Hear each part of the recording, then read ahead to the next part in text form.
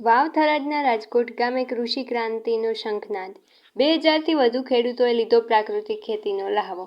રાજકોટ કેન્દ્ર સરકારની PKVY અંતર્ગત બનાસકાંઠા જિલ્લામાં પ્રાકૃતિક ખેતીનો વ્યાપ વધારવા માટે health and nutrition care foundation Gandhinagar દ્વારા રાજકોટ ગામે 26થી 28 ફેબ્રુઆરી દરમિયાન ભવ્ય ત્રિદિવસીય કૃષિ મેળો યોજાયો હતો। શ્રી સોલંકી દીપેશભાઈ દ્વારા ગાય આધારિત ખેતી અને FPO દ્વારા ખેતીને વ્યવસાયિક રૂપ આપવા અંગે ઊંડાણપૂર્વક સમજ આપવામાં આવી।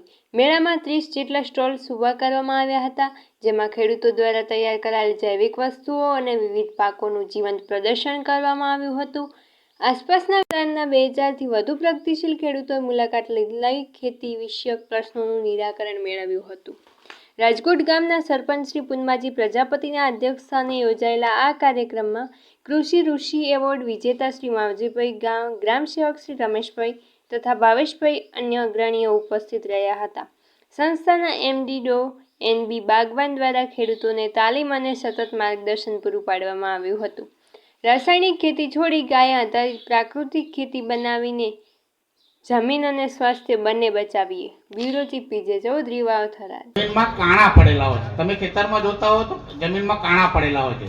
જ્યારે તમારો વરસાદ પડે એટલે વરસાદનું પાણી સીધું જમીનમાં ઉતરતું હોય છે અને એ જમીનમાં તમારો ભેજ અળસિયા કારણ કે આપણું યુરિયા DAP ઝેરી દવાઓ